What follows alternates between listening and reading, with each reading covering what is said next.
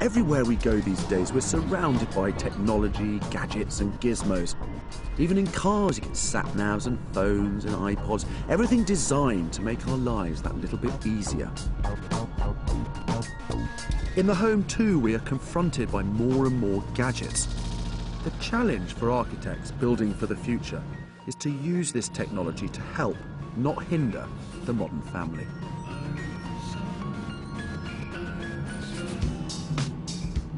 Which makes the house I'm going to go and stay in this weekend particularly special. It's one of the most sophisticated and intelligent designs of any house in the country.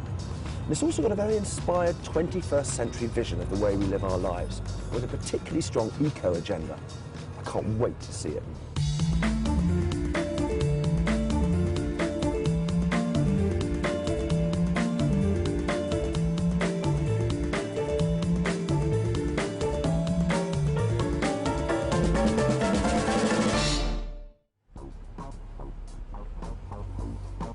Tucked behind a secluded mews in North London is a spectacular example of a new breed of future-thinking house, designed by pioneering architect Richard Paxton.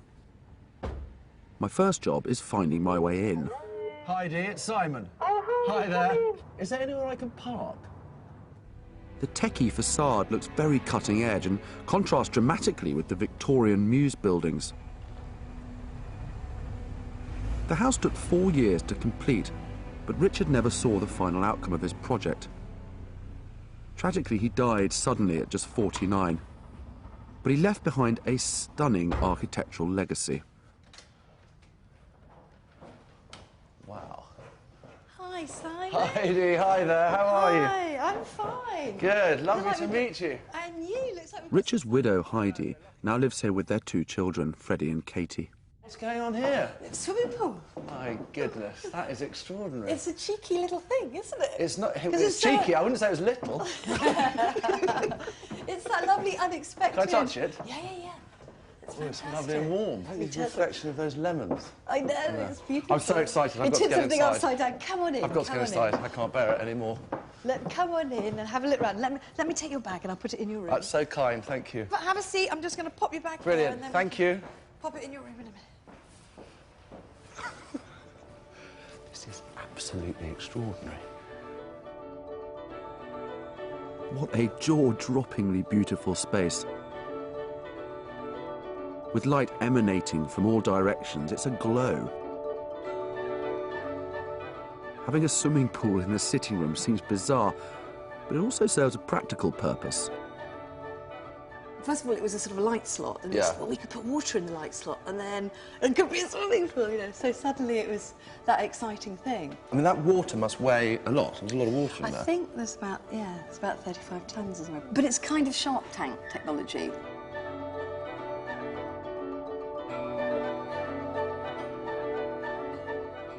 It's so striking. From outside, perfectly sweet Victorian mews. Yeah. But absolutely nothing is given away. I know. Other than that sort of frosted glass panel at the front, which makes you think, something I know. going but on here.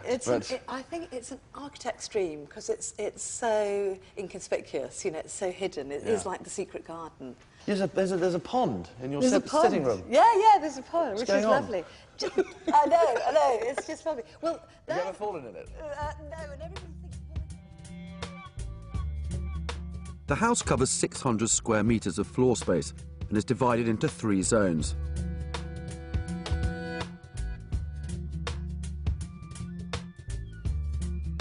At one end is the parent zone with a dressing room, 2 bathrooms and a mezzanine bedroom.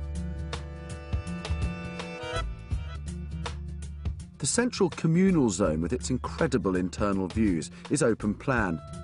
Kitchen, living dining area and of course the indoor pool next to the sofa. This communal zone extends above the kitchen area with a mezzanine gym and a sauna.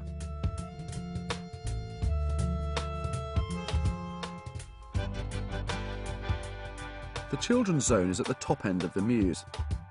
Here are 4 bedrooms, 2 for them, 1 for me, and 1 which Heidi uses as a studio. What tends to happen is that if it's just you and the family, you tend to just be here because everyone does. Rick and Heidi really wanted a cutting-edge house that would also be a comfortable family home.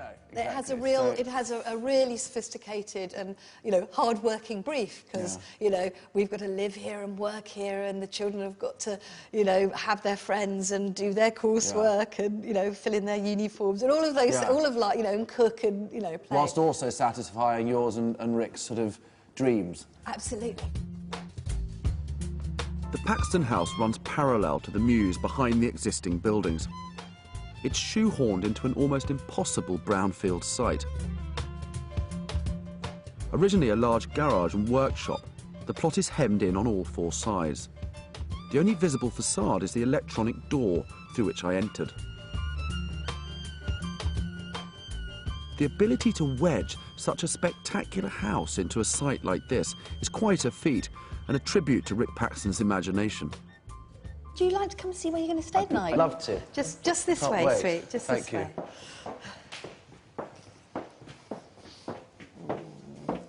I'll have to remember where I'm going. Yeah. I'll show you again. So this Wow, is your room. what a wonderful... It's like a pod. Yes, it's your It's a little. It's pod, going to be it's your my little little pod pod. room. Yeah. He just angled the mirror so you get the most light, which is quite Really? fun. So That's it's an old trick. It's an old trick. It's an old trick done in a modern way. And then the telly's in your cupboard, in your wardrobe, so Right. you can just watch telly in bed and hang your, Fantastic. obviously hang your. Do I have to things in leave?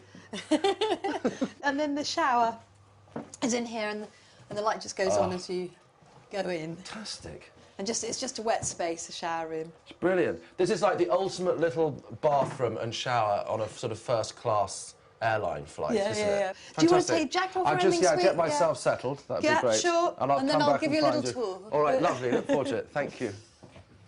A fantastic room. The wonderful thing about this house, everywhere you go is a surprise and a shock, but a really, really amazing one.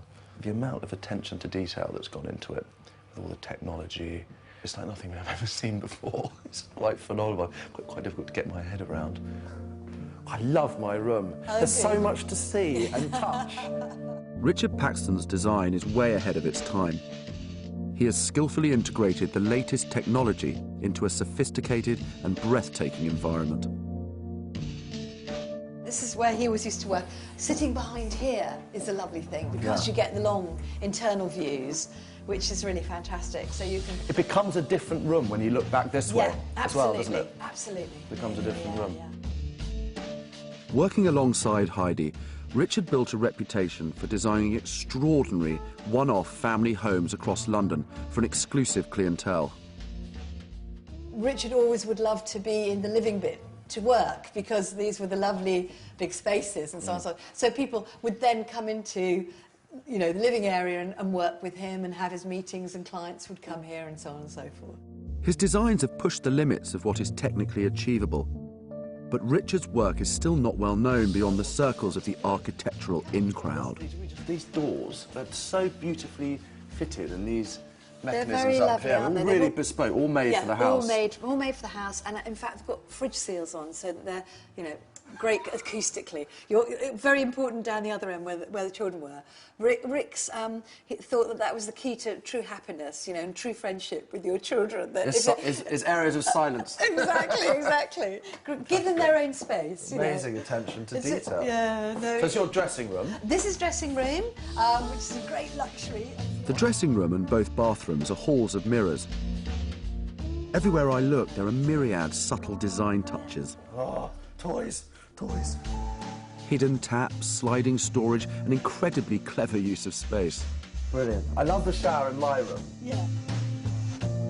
I love the shape of the roof up here. It's right like a shell, isn't it? It's lovely. It's very embracing and cosy. I noticed a lot of benches around the house. Yeah. Well, I think it's just nice to sit out and look at the view, or, you know, sit and have a chat. In fact, this one is a desk. Let me. What?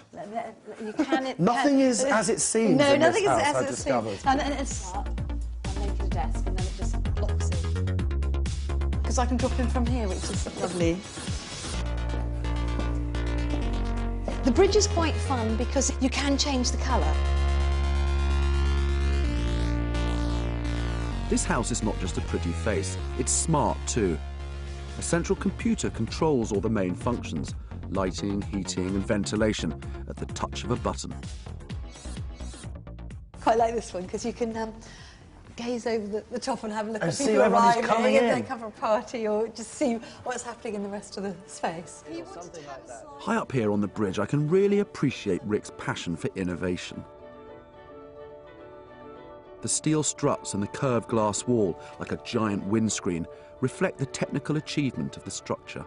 It reminded me when I was little, I used to go to the Natural History Museum and see the skeletons of dinosaurs. And it's like their ribs. Rick was definitely trying to use materials in terms of its curved shape. And I think he was very excited because for the first time you could make quite economically a curved structure because computers could pick that up and sort that out. Equally, you know, you can bend glass now, you have that technology. And I also quite like the way that they're revealed in the swimming pool, but not in that.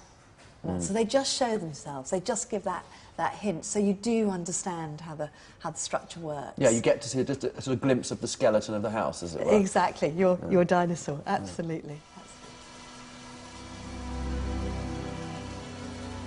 And look, you get the breeze. It's actually like being outside. You get a breeze in the trees. It's lovely, it's really, So you can really lovely. actually, not only can you swim in your sitting room, Yeah.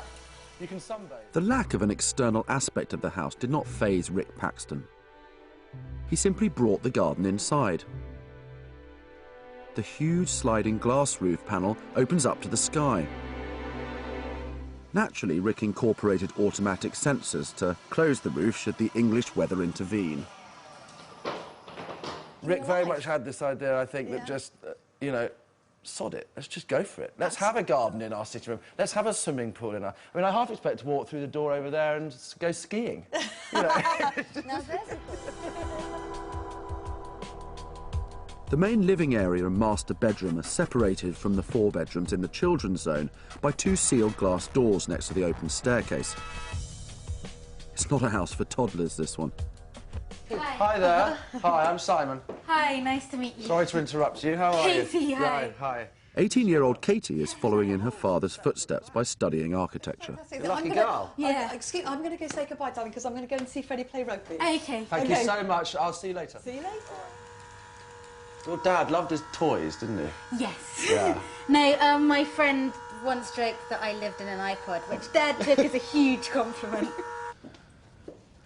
So this here is the mirror image Yeah, of this your is room. Fred, This is which Fred's. is- I love it. You can really, if you stand here, it's exactly the same space, but that's so clearly a boy. And so clearly a girl, because yours is full of Barbies and pink things, and he's got a boxing bag and loads of blue. Yeah, we do tend to go for stereotypes a bit. Yeah. What's your favourite part about the house?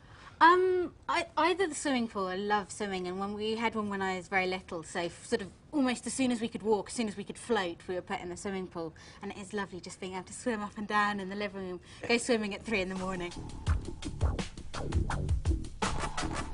The bedrooms are like studio apartments with mezzanine sleeping areas.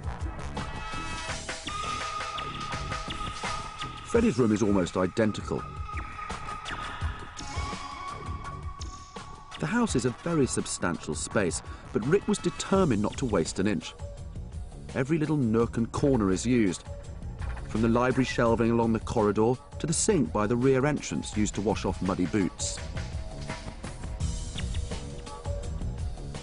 This is the back door, which allows Fred and I to have a very separate entrance. So when we come in at 3 in the morning, go off being out and things like that, we don't disturb our parents and have a kind of... It just gives us a bit more freedom, which is great. I love this mirror here. Yeah, it makes the corridor feel much longer. It makes you feel like you can go in and round the corner. Go forever. But have you ever walked into it? No. Any of your friends? My friends once, there was someone standing there and they thought they were twins. That was 3 in the morning, wasn't it? Yeah. At the far end of this muse within a muse, Heidi currently uses the 4th bedroom as a studio.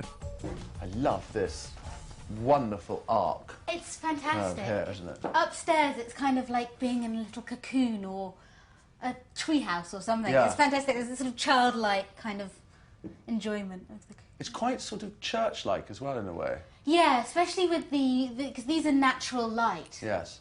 So you get the natural light into the space. And I don't know, there's something about a curve, because it's sort of unexpected, that makes the room feel really special. Yeah.